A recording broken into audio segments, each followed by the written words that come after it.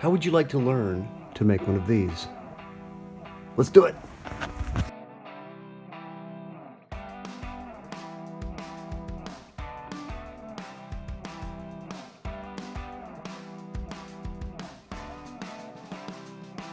All right, we are doing another project. I have taken some little plastic containers. I've kept the bottoms.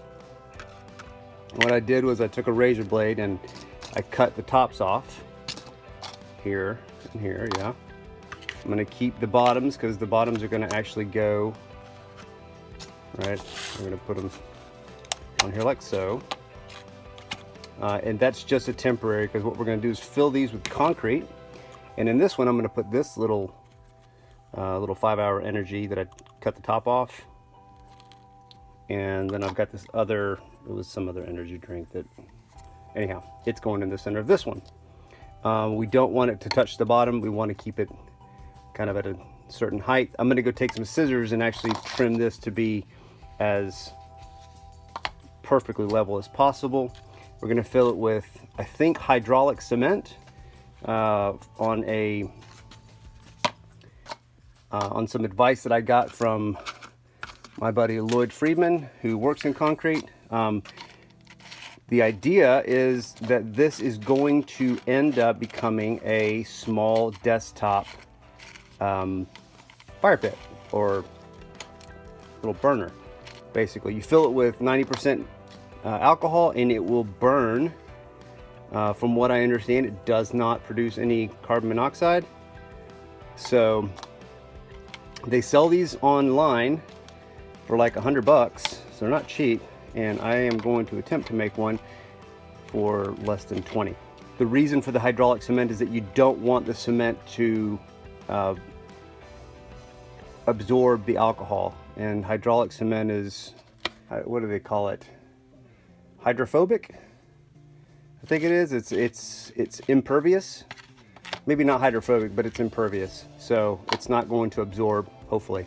And the thickness is going to be pretty thick, right? So we're doing an inch all the way around, and then even more so at the bottom. And I'm going to keep this off the bottom so that I've got a good inch or so of clearance.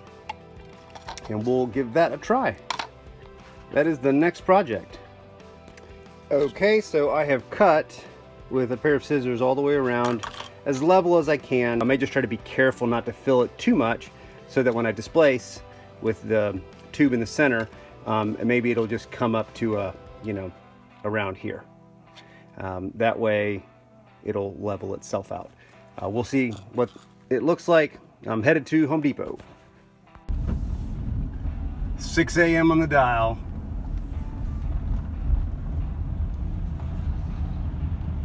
$33 degrees. Home Depot. And of course, because it's Georgia, it's snowing. I mean, naturally. Last week it was, I don't know, 50s? Yup. Welcome to the South. So when I was a kid, I remember this teacher named Mrs. Cooper, and she always said, if you look up at the sky and it's pink, it means it's gonna snow. And no joke, I can see a pink hue in the sky above. Could really see it while I was at the house. Headed back to the house, I got my hydraulic cement, and we will get to it. Okay, stuff I got at Home Depot. I got 2 of these 1-quart containers. I got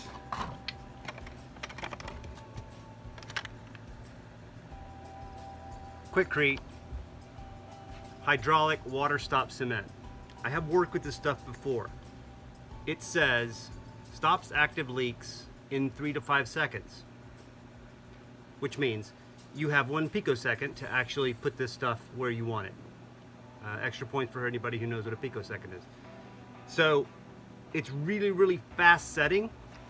I'm gonna mix it in this. I bought 2, because I mean, it sets so fast. Before I get started though, what I'm gonna do is take my little container and I'm gonna measure approximately how deep I want this, and then I'm gonna put a line on this so that I know how far to go down, right? I'm gonna get some painter's tape to hold it in place. It is gonna set so fast that I hope that I have time to actually set it in there. And I've got this sander, which I'll take all this, this doesn't matter. The idea behind this is to vibrate the heck out of this so that I get as many bubbles out as I possibly can in the fraction of a second that I have for this stuff to set. I'm going to keep the camera running while I'm mixing and stuff, so I'm sorry about the camera angle, but it's simply to just show you me working. I won't be able to move the camera around because I'm gonna have my hands full of cement, which I probably should use gloves, and I'll need a plastic trowel or something to mix. Here we go. By the way, I recommend you getting stuff that you don't mind throwing away afterwards, because it will be utterly worthless when you get finished, right? So I got this plastic spreading knife, and that's why I bought these. Okay, camera's running. I filled this up, I don't know, 20 ounces or so. I'm gonna go mix it with water, and then I'm gonna run over here like a madman, and you'll just have to try to keep up, so sorry. All right, here we go. It has the consistency of like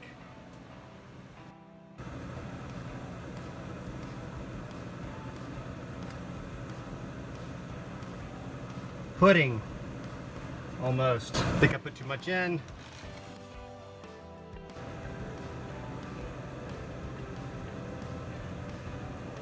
And I did, it's okay.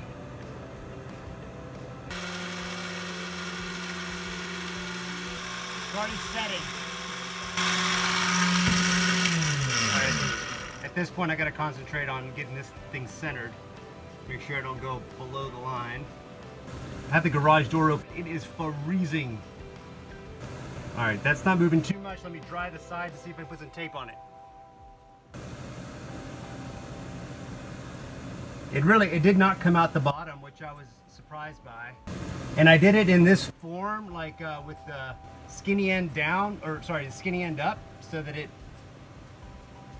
has this cool look to it, like a funnel. My neighbors probably think I'm a nut.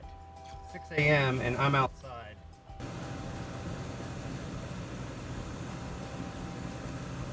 You gotta be careful too that you don't pull the sides in when you're holding this down. This is just a, right? You don't want to affect the form. Keep it circular as best you can. That effect though. Slide that right over here. Look at that. You probably can't see, but now it's like mud. So when it says 5 minutes, it isn't joking. I had to add more, by the way. I had to add more to this, a lot more. Probably, I'm gonna fill the next one up all the way to the top. Actually, this one's smaller, so probably do the same amount, just less water this time around. Mix this one up pretty good. I think I got just enough. Oh boy, maybe not. Nope, not enough. Darn it.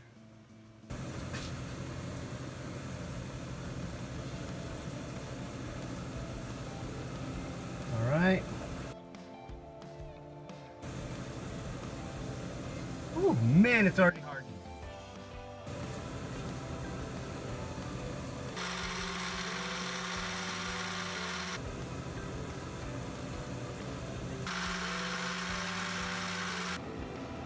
All right, so that looks pretty good, and so does that one there. That's it. Yep. Oh shoot. Well, I'll be sanding this down anyway, so 10-pound bag of that stuff. Mix more than you think. Obviously you have, otherwise you're going to run back like I just did.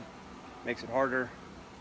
And then we'll show you the finished product after we, break these out, sand them down a little bit. So here we have them. I've got them drying right now in front of this little heater.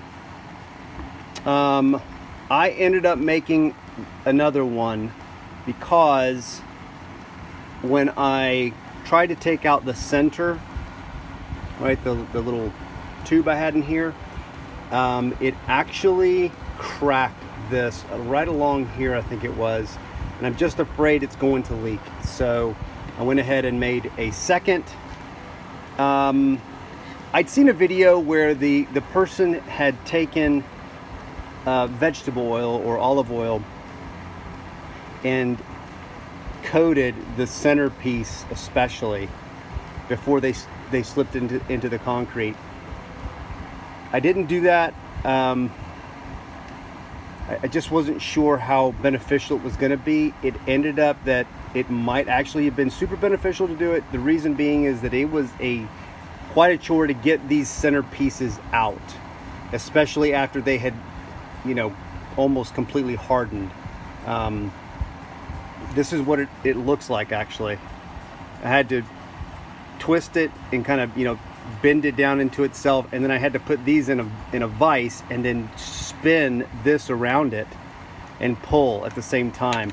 I got them out. This one was easier, much easier. I was able to do this by hand without the vise, but I still had to, as you can see, pinch the side and kind of twist it into itself, but it was able to slip out.